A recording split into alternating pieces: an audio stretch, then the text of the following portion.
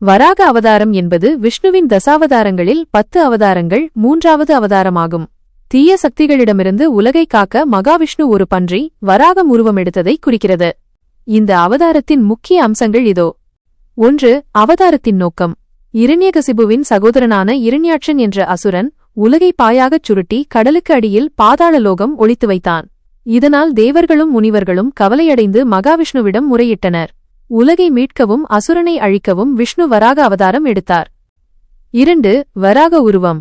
விஷ்ணு ஒரு பிரம்மாண்டமான காட்டுப்பன்றி உருவம் எடுத்தார். புராணங்களின்படி இந்த உருவம் வானம் முட்டும் அளவிற்கு பெரியதாகவும் மிகவும் வலிமையானதாகவும் இருந்தது. அவர் கடலுக்குள் குதித்து தனது கொம்புகளால் பூமியை தேடினார். 3. போரும் வெற்றியும். கடலுக்கு அடியில் அசுரன் இரண்யாட்சனுக்கும் வராகமூர்த்திக்கும் இடையே ஒரு பயங்கரமான போர் நடைபெற்றது. இறுதியில் வராகமூர்த்தி அசுரனை தனது கொம்புகளால் குத்திக் கொன்றார். 4. உலகை மீட்டெடுத்தல். அசுரனை அழித்த பிறகு கடலுக்கு அடியில் இருந்த பூமியை தனது நீண்ட கொம்புகளின் மேல் தாங்கி பிடித்துக்கொண்டு மேலே கொண்டு வந்தார். பூமியை மீண்டும் அதன் பழைய இடத்தில் நிலைநிறுத்தினார். 5. பூமி தேவியும் வராகமும். பூமியை மீட்டெடுத்தபோது பூமி தேவிக்கும் வராகமூர்த்திக்கும் இடையே உரையாடல் நிகழ்ந்தது.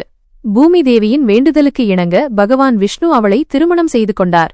இவர்களுக்கு பிறந்தவனே நரகாசுரன் என்று கூறப்படுகிறது. முக்கியத்துவமும் வழிபாடும். பயத்தை போக்கல்.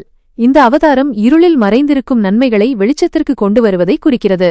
வராகலட்சுமி பல கோவில்களில் வராகமூர்த்தி பூமி தேவியை மடியில் அமர்த்தியபடி காட்சியளிக்கிறார். பூவராகவர். திருமலை திருப்பதி ஏழுமலையான் கோவிலுக்குச் செல்பவர்கள் முதலில் அங்குள்ள ஆதி வராக சுவாமியை தரிசிப்பதுதான் முறை என்பது ஐதீகம். வராக கவசம் மற்றும் ஸ்லோகங்கள் தடைகளை நீக்கவும் இழந்த பொருட்களை மீட்கவும் பக்தர்களால் பாராயணம் செய்யப்படுகின்றன.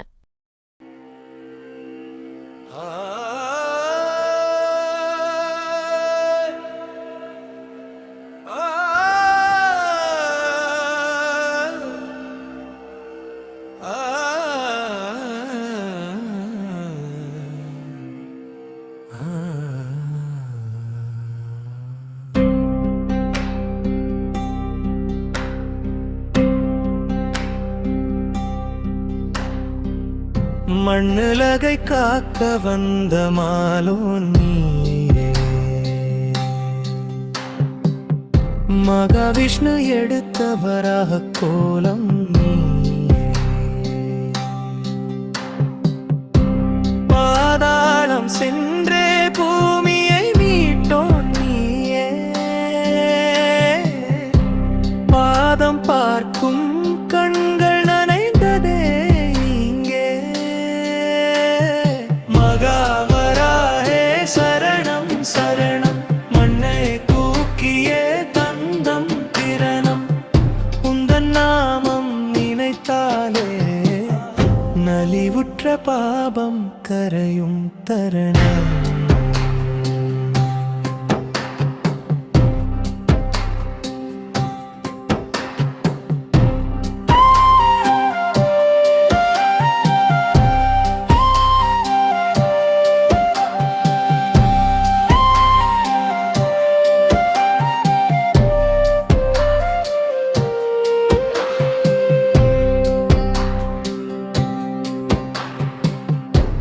பக்தர் குறை தீர்க்கும் ஞானபாணியே,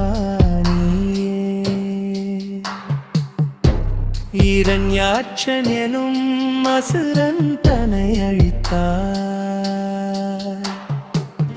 நிலமகளை உந்தன் தந்தத்தில் சுமந்தார். நெஞ்சம் நிறையும் கருணை துளி தந்தார். மகாவராஹே சரணம் சரணம், மண்ணில் நலம் யாவும் தரும் அருளனம். உந்தன் நாமம் நினைத்தாலே பயந்தீர்க்கும் வராகமூர்த்தி என்றே ஜபனம். வெண்ணிற கொம்புகள் கொண்ட வேந்தனே, வேதம் சொல்லும் பொன்மை நீதானே. சங்கு சக்கரம் ஏந்திய செல்வனே, சரணடைந்தோம் திரு